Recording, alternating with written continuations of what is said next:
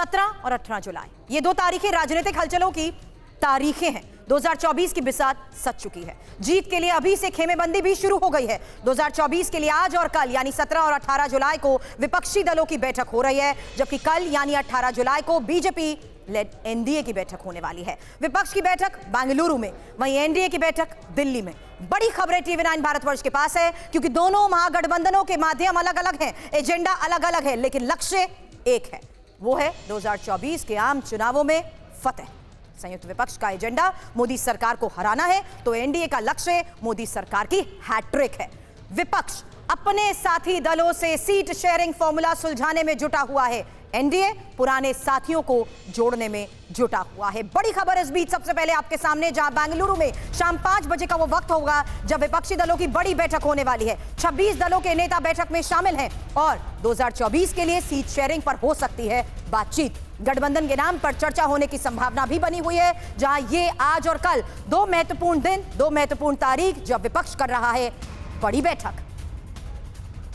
तो विपक्ष की महाबैठक का आखिर एजेंडा क्या है? हमारे सहयोगी से इस बारे में और डिटेल जानकारी से पहले एक जानकारी अब इंफॉर्मेशन वॉल पर भी आपके सामने होगी, जहां राज्यों में सीट शेयरिंग पर चर्चा सबसे बड़ा मुद्दा बना हुआ है। यह बहुत महत्वपूर्ण भी है कि सब साथ तो आ गए हैं, लेकिन साथ आने के बाद कौन कितना राजी हो जाएगा, सबसे पहला मुद्दा है यहां पर राज्यों में सीट शेयरिंग पर चर्चा। हालांकि गठबंधन के नाम पर मंथन को लेकर भी बड़ी खबर है, क्योंकि पटना में पहले बैठक हुई, अब बेंगलुरु में बैठक हो रही है। नई पार्टियों को जोड़ने पर जिस तरीके से विचार किया जा रहा है, एकजुट विपक्ष एक बड़ा संदेश देने की जिस तरीके से कोशिश करेगा, इसी पर सबकी नजर भी बनी हुई है। तो विपक्ष की इस महाबैठक एजेंडा क्या क्या है ये तो हमने आपको बता दिया है, लेकिन महत्वपूर्ण यह है कि अब बेंगलुरु में होने वाली आज की बैठक पर विपक्षी नेताओं की तरफ से क्या कहा गया, पहले वो सुनिए।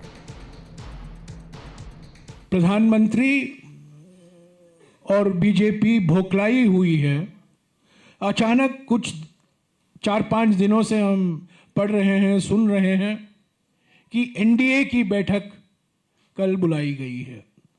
तो ये अचानक एनडीए जो एक भूत बन गया था, उसमें एक नई जान फूंकने की कोशिश की जा रही है, और ये पटना सम्मेलन का एक नतीजा है।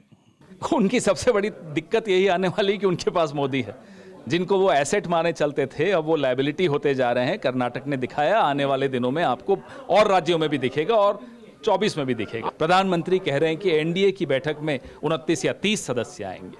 क्या इनमें से एक भी ऐसा राजनीतिक दल होगा जिसको प्रधानमंत्री परिवारवाद की राजनीति करने का आरोप लगाते हैं?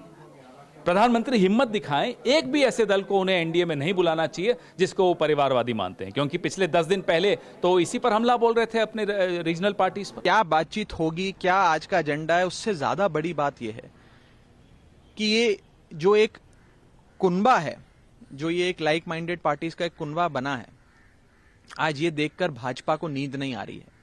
भाजपा डरी हुई है, और कल की जो गतिविधियां हैं वो ये साफ कर रही हैं कि मोदी जी 2024 में वापस नहीं आ रहे हैं।